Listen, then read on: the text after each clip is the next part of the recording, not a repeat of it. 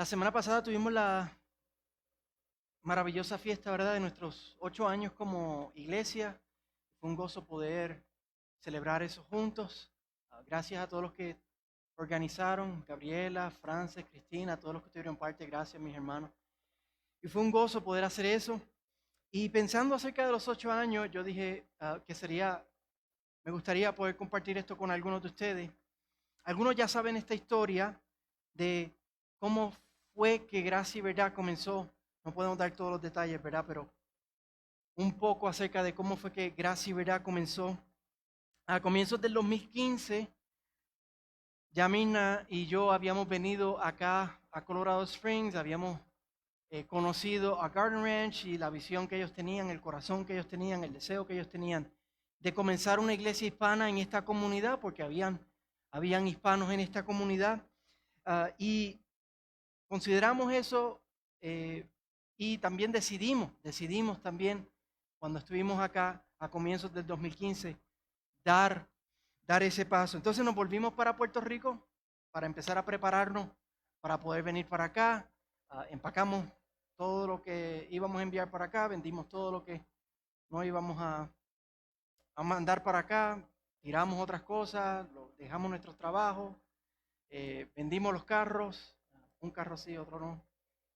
Rentamos la casa y bueno, llegó el día esperado que era para nosotros el 28 de mayo del 2015. Era el día que teníamos pasajes, así que como familia nos montamos en un avión y vinimos para Colorado Springs. Y acá en el aeropuerto nos recibió bastante de los hermanos de Garden Ranch.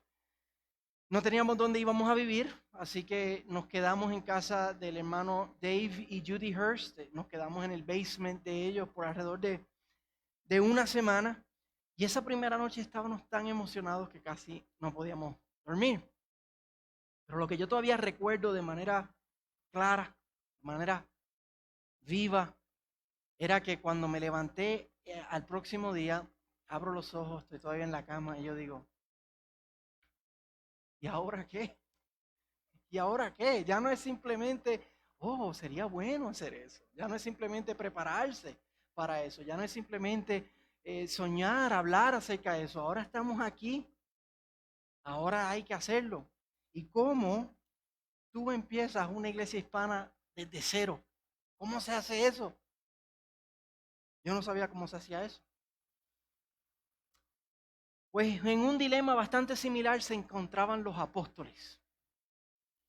Luego de la resurrección de Cristo, luego de que el Señor les dio instrucciones, como vimos en Hechos capítulo 1, en el versículo 8, que ellos iban a ser los testigos del Señor, empezando en Jerusalén y después Judea, Samaria y hasta los confines de la tierra. Luego el Señor asciende y ellos se quedan ahí estupefactos y unos ángeles los tienen que despertar y decirle, así mismo el Señor volverá. Luego de eso, ellos están asombrados, ellos están pasmados de la tarea que el Señor les ha dado. Ellos están diciendo, ¿y ahora? ¿Y ahora qué? ¿Cómo se hace eso? ¿Cómo somos testigos del Señor empezando en Jerusalén y después Judea y Samaria y hasta los confines de la tierra? ¿Cómo se hace eso? Póngase a pensar usted, ¿cómo se sentiría usted si el Señor le diera esa tarea a usted? Nos sentiríamos por lo menos abrumados, por lo menos nos sentiríamos totalmente incapaces, por lo menos nos sentiríamos preocupados por fallarle a Dios. Pero nosotros vamos a ver hoy qué fue lo que los apóstoles hicieron después que tuvieron ese momento de ¿y ahora qué? ¿Qué fue lo que ellos hicieron? ¿Cómo se prepararon ellos para comenzar esa gran tarea? Vamos a ver cómo ellos hicieron tres cosas. Ellos primero oraron. Luego vamos a ver cómo ellos se dedicaron a escudriñar las escrituras. Y luego ellos tomaron acción. Y eso es importante para nosotros porque esa tarea inicial que el Señor le dio a los apóstoles ahora nos toca a nosotros. El Señor se lo dio inicialmente a ellos hace 2000 años en Hechos capítulo 1, versículo 8, pero eso continúa hoy. como hemos estado viendo, si usted ha estado viendo las Olimpiadas, como esas carreras de relevo, ahora el batón lo tenemos ¿quién? Nosotros. Y nosotros tenemos que continuar haciendo esa misión. Y para nosotros poder continuar haciendo esa misión, tenemos que imitar a los apóstoles en oración, dedicados a la palabra de Dios y tomando acción. Otra vez el Señor, luego de darles la comisión a los apóstoles para que comiencen esa tarea, el Señor asciende, ellos están ahí pasmados, los ángeles los despiertan de ese asombro que ellos tienen y nos dice el versículo 12 que inmediatamente de eso ellos se vuelven a Jerusalén. Ellos estaban en el monte de los olivos, ahí fue donde el Señor ascendió, están a las afueras de Jerusalén, y ellos se vuelven a Jerusalén. Nos dice el versículo 13 que ellos se vuelven y entran al aposento alto. Esto es el segundo piso de una casa que posiblemente ellos estaban rentando, donde ellos se estaban quedando. Dicen algunos comentaristas que este es posiblemente el mismo lugar donde ocurrió la última cena y donde los apóstoles se encontraron con el Señor varias veces. Cada vez que el Señor se aparecía, que posiblemente era aquí, que cuando el Señor esos 40 días les estaba hablando del reino de los cielos, muchos de esos encuentros ocurrieron en ese lugar, en ese aposento alto. Y nos dice el versículo 13 y 14 que allí están todos los apóstoles menos Judas, que ya no está en la imagen.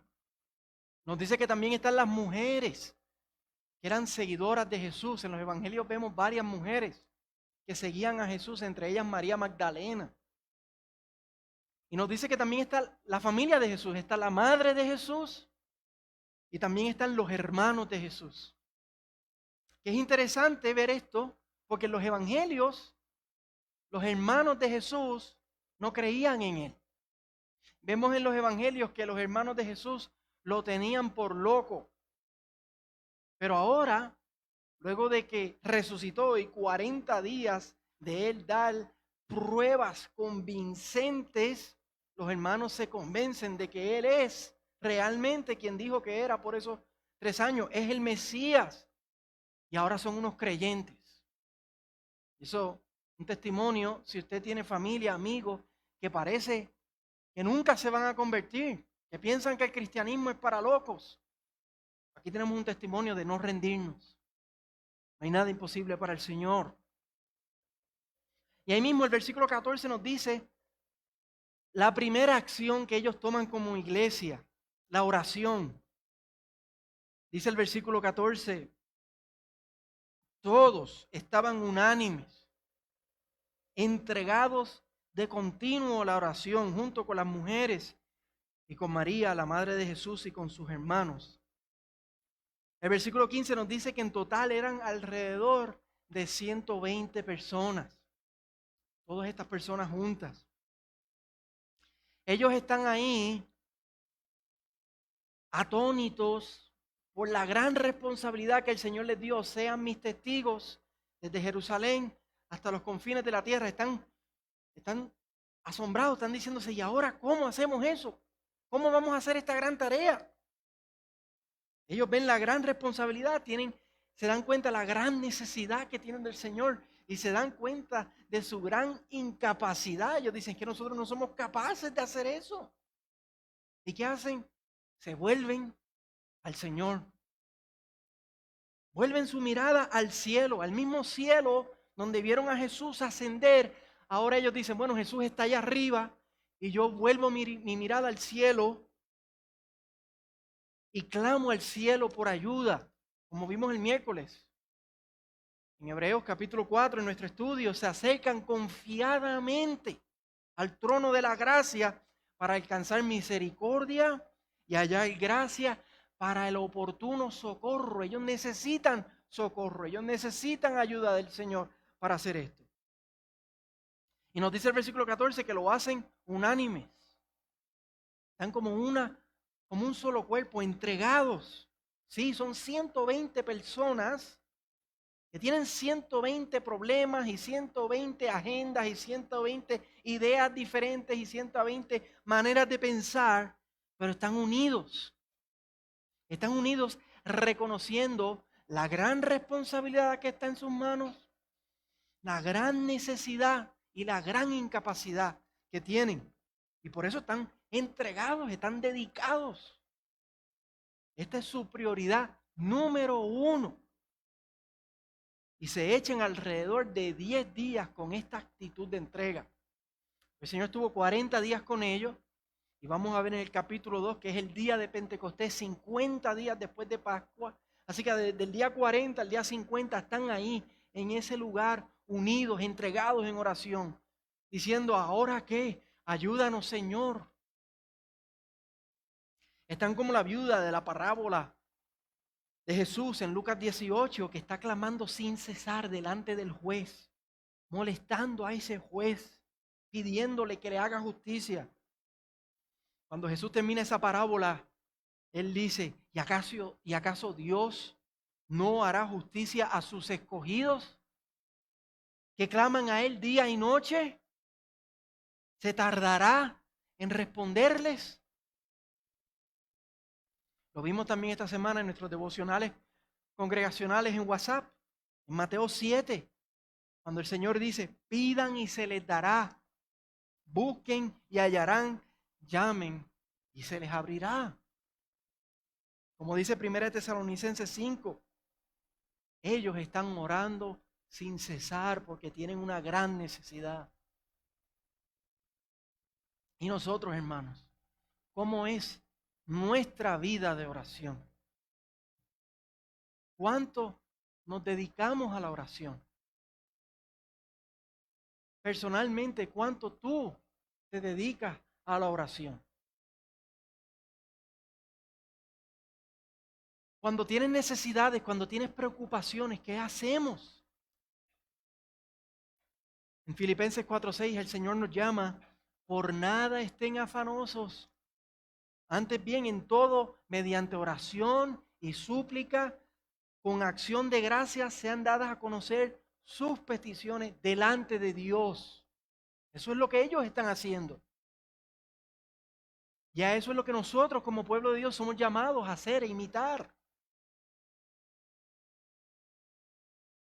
Cuán conscientes estamos, no tan solo de nuestras necesidades personales, pero también de como iglesia, cuán conscientes estamos de que se nos ha pasado este batón a nosotros.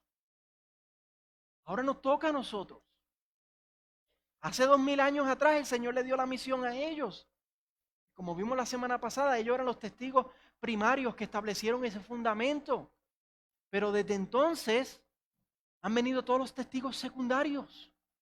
Llevamos 2000 años que se ha estado construyendo por medio de piedras vivas esa iglesia espiritual del Señor, y ese batón se ha ido pasando de generación en generación, en generación, en generación. Y después de 2000 años nos ha tocado a nosotros el batón.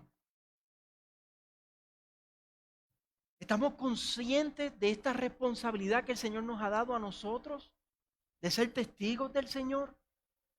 Y ya no estamos concentrados principalmente en Judea, ni en Samaria, ni en Jerusalén, sino ahora estamos enfocados hasta los confines de la tierra. Ahora hemos llegado aquí. La gran comisión está en nuestras manos ahora. Y necesitamos de Dios. Es una gran responsabilidad, es una gran necesidad. Y nosotros por nuestras fuerzas no podemos. No tenemos en nosotros la capacidad, necesitamos de Dios para hacer esto. Y por eso necesitamos clamar unidos, no tan solo individualmente, sino unidos como iglesia, para que el Señor nos ayude, para que el Señor nos capacite, para que el Señor nos empodere para hacer esta tarea. No podemos menospreciar la oración individual, pero tampoco podemos menospreciar la oración cuando oramos como iglesia. Tenemos que hacerlo sabiendo lo mismo que ellos sabían.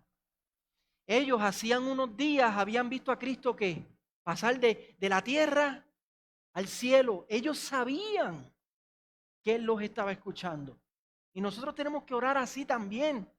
No tuvimos la oportunidad que los apóstoles de verlo y de vivir con Él, pero tenemos que estar convencidos que cuando oramos Él nos escucha. Él está pronto a escucharnos. Tenemos que saber que la oración no es simplemente un protocolo. No es simplemente pues para abrir el servicio, pues Señor, gracias, para cerrar el servicio, Señor, bendícenos, para orar por las necesidades. No es protocolo. No, no es protocolo. El Señor nos escucha. Y cuando estamos unidos como congregación, hay un efecto multiplicador en nuestra oración. Y no podemos menospreciar nuestra oración, ni individual, ni tampoco como congregación. El Padre, que no nos negó ni aún a su único Hijo, está presto, está pronto en los cielos a escucharnos para darnos por medio de Cristo todo lo que necesitamos. Así que un llamado a la oración. Pero ellos no solo oraron, sino que también se dedicaron a escudriñar las Escrituras. Ellos están orando, están pidiendo ayuda al cielo, eso es lo primero que hacen. Están pidiendo dirección del Señor, están diciendo, Señor, ¿y ahora qué? ¿Cómo vamos a hacer esto? Ayúdanos, danos dirección. ¿Y cómo ellos reciben esa dirección? Antes la recibían directamente a través de Jesús, que estaba ahí con ellos y les hablaba. Pero ahora Él está en el cielo. ¿Cómo van a escuchar a Jesús? ¿Cómo van a recibir dirección del Señor? Y bueno, nosotros sabemos que como apóstoles ellos eran inspirados directamente por el Espíritu Santo, pero también y principalmente a través de la palabra. Por eso Pedro dice, en la palabra tenemos la palabra profética más segura. En la palabra de Dios. Nos dice el versículo 15 que Pedro, como el primero de entre los apóstoles, como el líder, él se levanta y él empieza a exhortar acerca de las Escrituras. Noten lo que él dice en el versículo 16. Hermanos, tenía que cumplirse la Escritura en que por boca de David el Espíritu Santo predijo acerca de Judas, el que se hizo guía de los que prendieron a Jesús. Él dice, tenía que cumplirse la Escritura. No es que a lo mejor se está cumpliendo, no es que puede que se cumpla, tenía que cumplirse la Escritura. ¿Por qué? Porque ellos tenían una idea elevada de la Biblia. Bien elevada, 2 Timoteo 3:16. Nos dice que toda la Escritura es inspirada por Dios, toda. Es útil para enseñar, para reprender, para corregir, para instruir en justicia, a fin de que el hombre de Dios, y eso es en general hombre y mujer, el hombre de Dios, la mujer de Dios, sea perfecto, equipado para toda buena obra.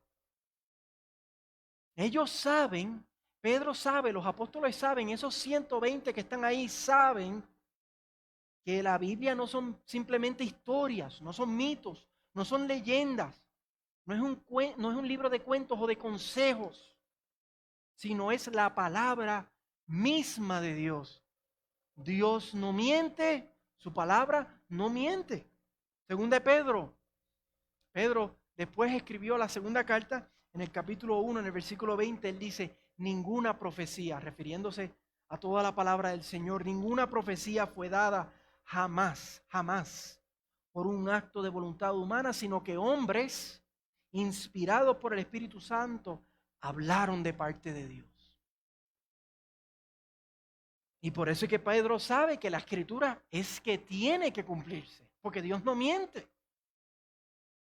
Todo lo sabe, todo lo conoce y es fiel y verdadero en cumplir su palabra. Si Él lo dijo, es que se tiene que cumplir. Y por eso nosotros podemos depender de la Biblia. La Biblia es confiable. Usted le puede depender su vida a la palabra del Señor.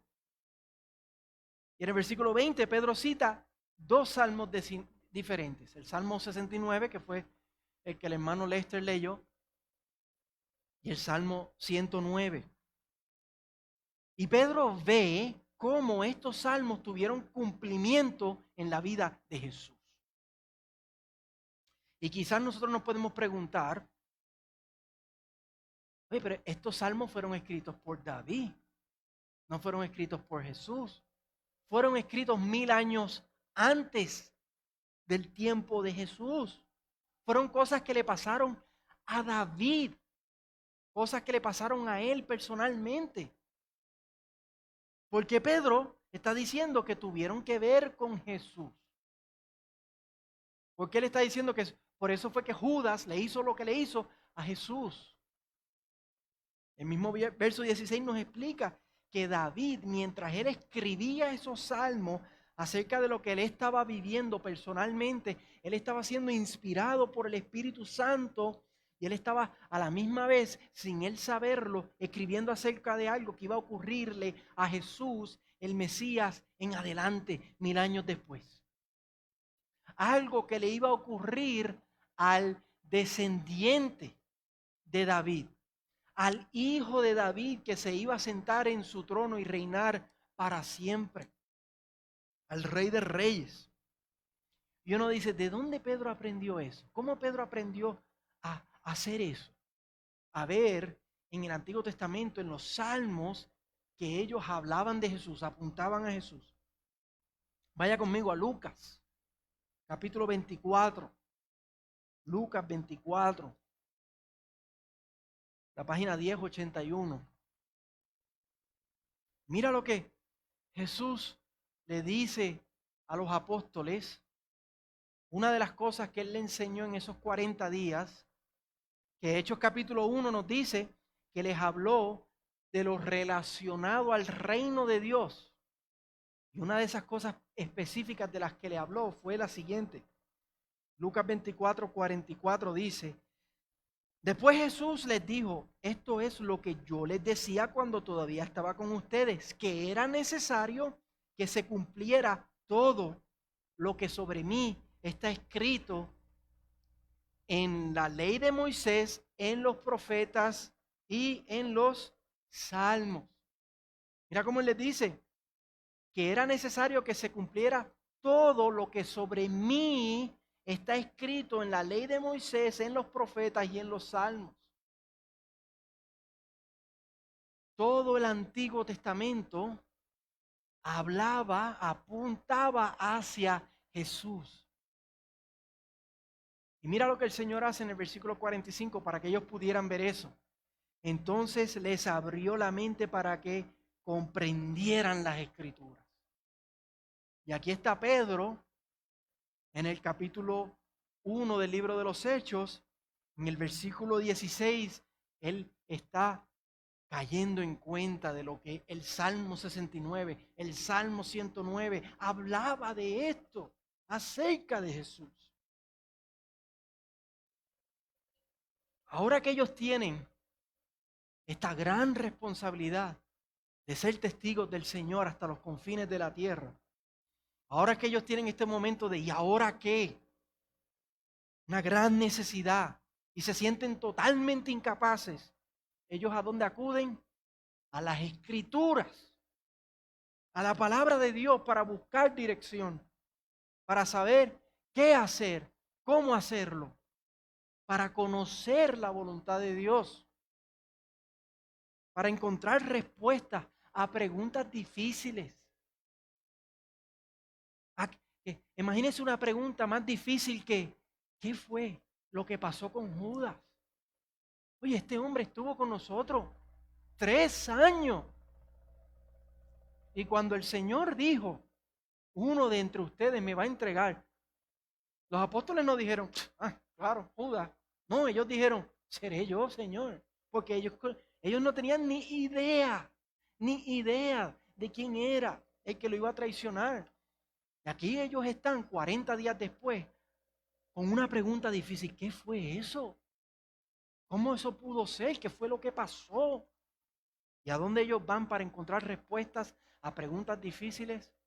A la palabra del Señor. Y ahí encuentran precisamente lo que necesitan. Ahora el batón está en nuestras manos, hermanos, 2000 años después. Ahora los que tienen esa responsabilidad ya no son los apóstoles, ahora somos nosotros, de ser testigos del Señor, de ir y hacer discípulos a las naciones. Ahora nos toca el turno a nosotros. Y al igual que ellos, si nosotros queremos dirección, si queremos respuestas, si queremos saber qué hacer, cuál es la voluntad de Dios, si queremos escuchar a Dios, necesitamos ir ¿a dónde? A las Escrituras. Necesitamos ser como los de Berea, que lo vamos a ver más adelante. En Hechos 17 nos dice que ellos escudriñaban las Escrituras diariamente. Tenemos que ser así. ¿Cuál es tu relación con la palabra de Dios? ¿Cuánto tú lees la palabra de Dios? ¿Cuánto tú acudes a la palabra de Dios? A lo mejor tú piensas, pero es que no la entiendo. No la vas a entender si no la comienzas a leer. A lo mejor tú piensas, pero es que es aburrida. Pídele al Señor que te dé ojos para ver la gloria peculiar de la palabra de Dios. Así a primera vista la palabra de Dios no parece gloriosa, pero cuando el Señor te da ojos para ver y tú puedes ver que toda ella habla acerca de Cristo, acerca del glorioso plan de salvación, entonces tú puedes ver en las Escrituras la gloria peculiar que hay en la Biblia. A lo mejor tú dices, pero es que no tengo tiempo.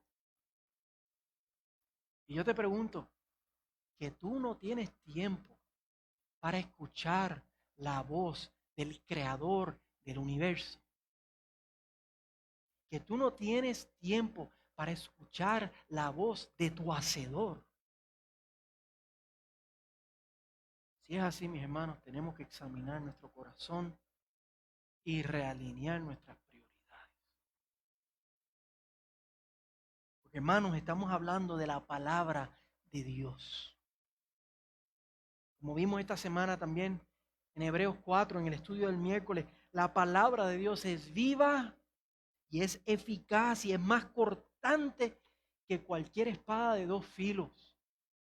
Penetra hasta la división del alma y del espíritu, de las coyunturas y los tuétanos, y es poderosa para discernir los pensamientos y las intenciones del corazón. ¿Dónde, aquí adentro, dónde empieza el alma y dónde termina la carne? ¿Dónde? Adentro de ti, ¿dónde empieza tu espíritu y se acaba el cuerpo? ¿Dónde? Pero hasta allá adentro la palabra de Dios penetra y es viva y es eficaz y corta y hace aquello para la cual Dios la envió. Y tú me vas a decir a mí que es aburrida.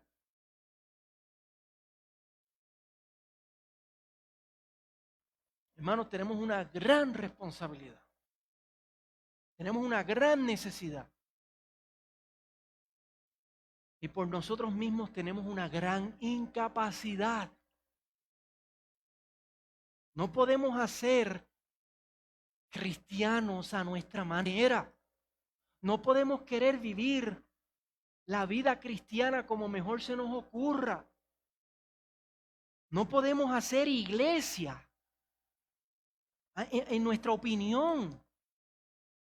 Necesitamos ir a la palabra como Pedro, como los apóstoles. Y escudriñar la palabra y decirle, Señor, ¿qué quieres? ¿Cómo quieres que lo hagamos?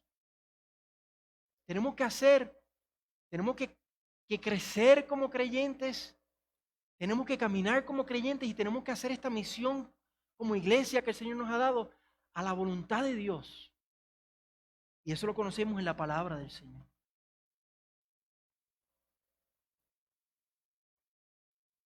Lo último que vemos que estos hermanos hicieron es que ellos tomaron acción.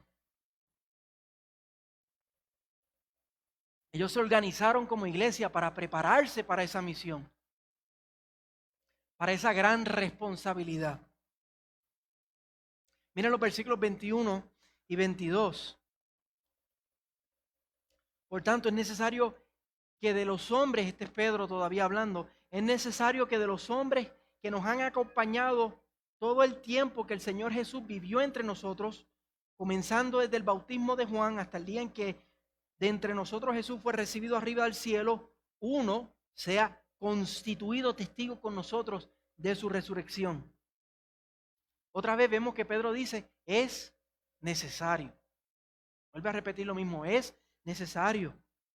Y esto nos muestra que ellos, dirigidos por la palabra de Dios, Dios les reveló, Dios les mostró, llegaron a la conclusión que era la voluntad de Dios que uno entre ellos fuera constituido testigo. Esto no era opcional, esto era necesario, porque la palabra de Dios se lo reveló. Y ellos saben que es la voluntad de Dios. Ellos no empezaron a tomar acción de esa misión que el Señor les dio de ser testigos. No empezaron a tomar acción de acuerdo a como mejor les parecía. No se juntaron todos entre ellos y empezaron a hacer brainstorming y pensar, oye, ¿qué tú crees? ¿Cómo mejor que lo hagamos? Que empezaron a buscar ideas entre ellos. Ellos se dejaron llevar por la palabra del Señor para hacer la voluntad de Dios.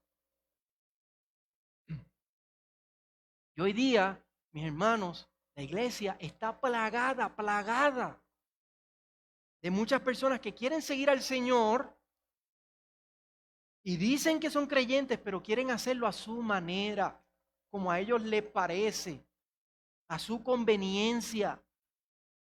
Y tú les dices, oye, pero es que la palabra de Dios dice, y rápido pelean, rápido se oponen, y rápido dicen, oye, pero tú le vas a poner límites a Dios y cómo Dios obra. No, es que Dios se ha revelado de cómo Él obra, de cuál es su voluntad en la palabra.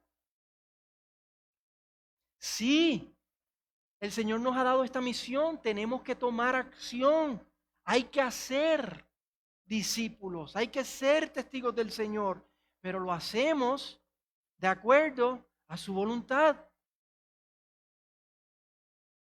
Y esa voluntad no está revelada en mi corazón, porque el corazón, como dice la palabra, es que es engañoso.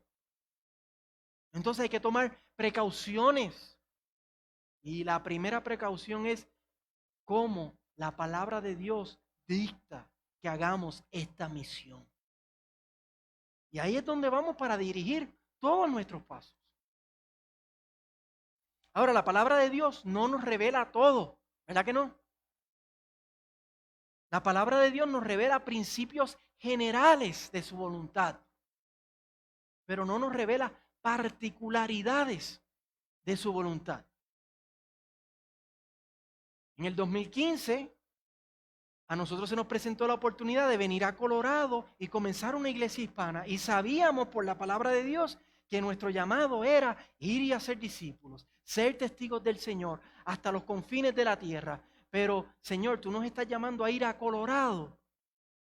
Esa particularidad, ahí tuvimos que orar y buscar dirección del Señor, pero lo hicimos alineando con lo que la palabra dice. Entonces, la palabra de Dios nos da principios generales, pero en lo particular, en nuestras decisiones del diario, ¿qué hacemos?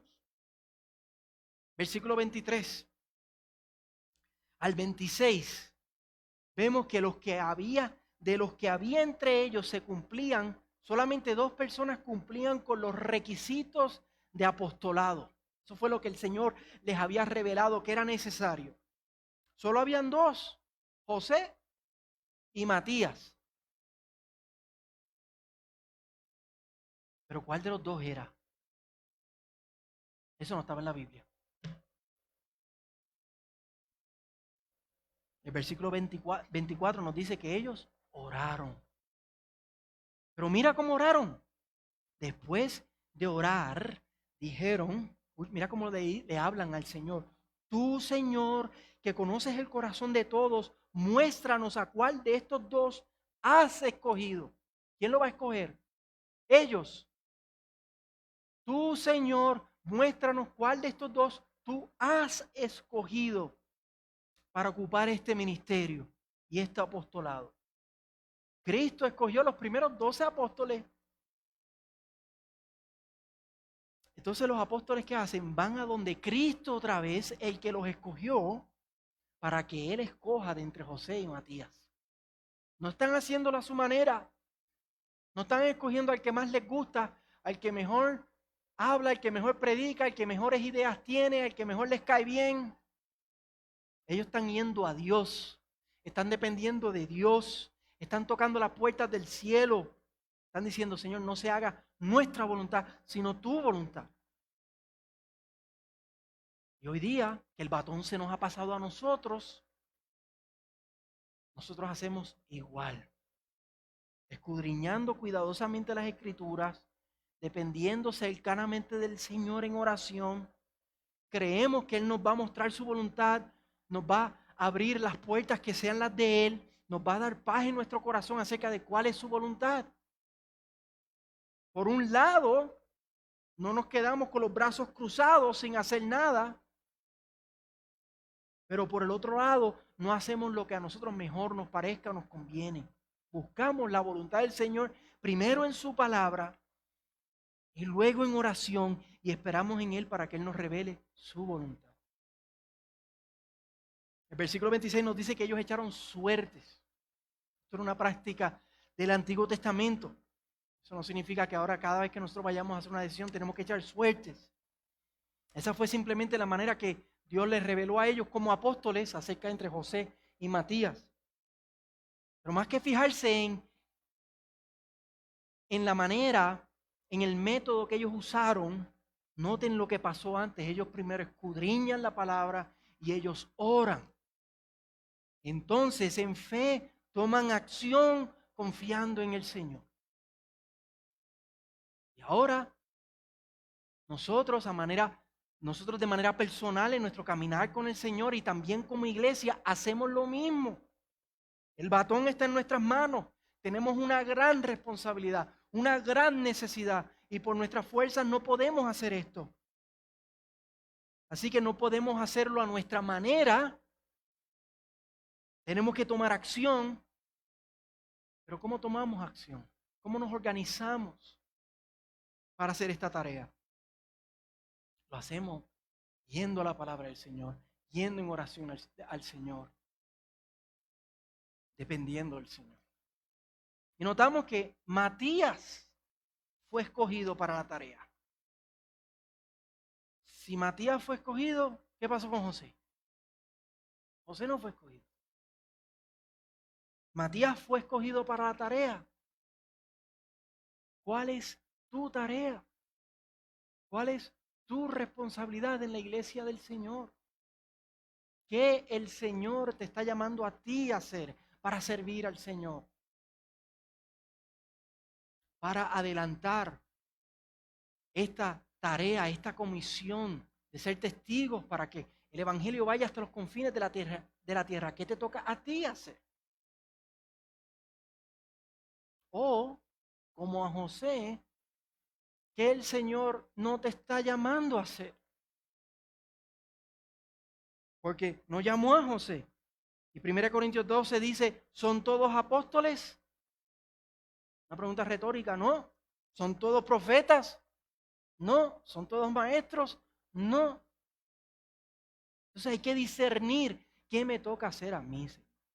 ¿Qué tú me has llamado a hacer a mí? No es lo que yo quiero hacer o lo que yo no quiero hacer. Es qué tú quieres que yo haga, Señor. Tenemos que preguntarle al general del ejército, ¿cuál es mi tarea? ¿Cuál es mi responsabilidad en esta guerra, en esta comisión? Entonces el Señor te ha llamado a hacer algo y el Señor no te ha llamado a hacer otra cosa, pero el Señor sí te ha dado algo para hacer. tienes que descubrir qué es lo que el Señor te ha llamado a hacer. El Señor te ha dado dones, el Señor te ha dado responsabilidades. Tú tienes un lugar, tú tienes una responsabilidad. Y en dependencia de la palabra del Señor y en oración, hay que buscar qué es eso. Y otra cosa que ellos usan también para descubrir cuál es la voluntad del Señor es en comunidad. Tú tienes que ser parte de la iglesia. Tú no puedes ser un llanero solitario para entonces, Señor, ¿qué me toca hacer a mí? No, esto es algo que se hace en comunidad. No todos son ojos, no todos son manos, pero todos somos algo en el cuerpo de Cristo. Tú tienes que estar en el cuerpo de Cristo. Y es a través de el escudriñar la palabra, el orar como iglesia y como cuerpo que el Señor revela qué te toca hacer y qué no te toca hacer. Tenemos que descubrirlo. Tenemos que dedicarnos y tenemos que tomar acción. Manos a la obra. Porque ahora el batón está en nuestras manos. La encomienda de llevar el Evangelio hasta los confines de la tierra no ha terminado. Los apóstoles ya hicieron su parte hace 2000 años. Ellos establecieron el fundamento de la iglesia. Y desde entonces, hermanos fieles de generación en generación, siglo va, siglo viene, ellos han ido y haciendo el trabajo. Ahora nos toca a nosotros.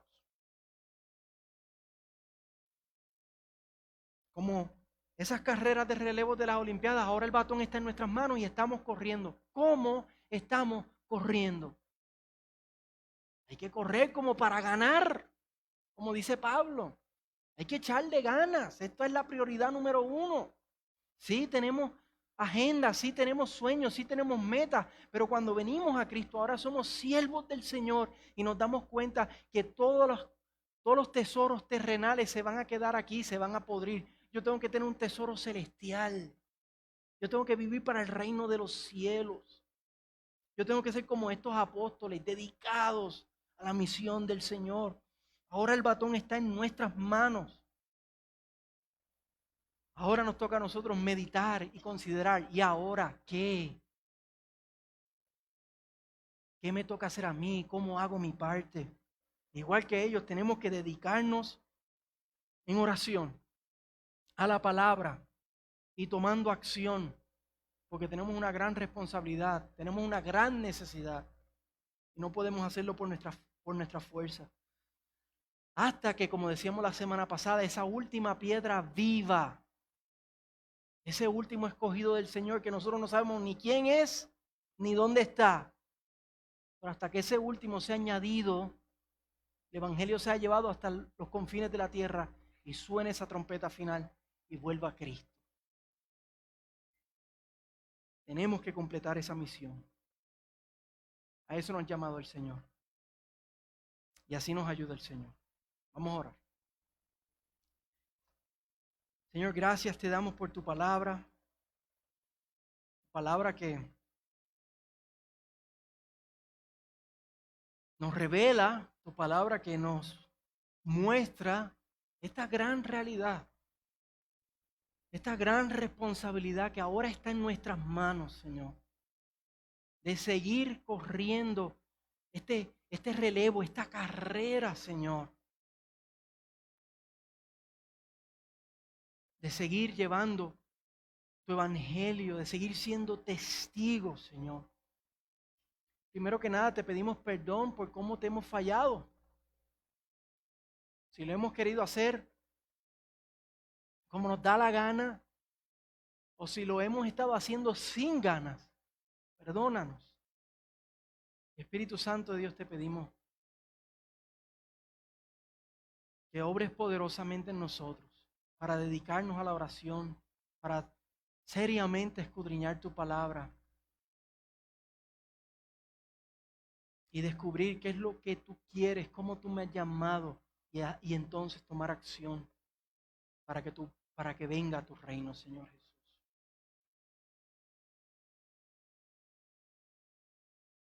Te necesitamos, Señor. Te necesitamos, Señor. Empodéranos, anímanos, ayúdanos, Señor. En el nombre de Jesús. Amén.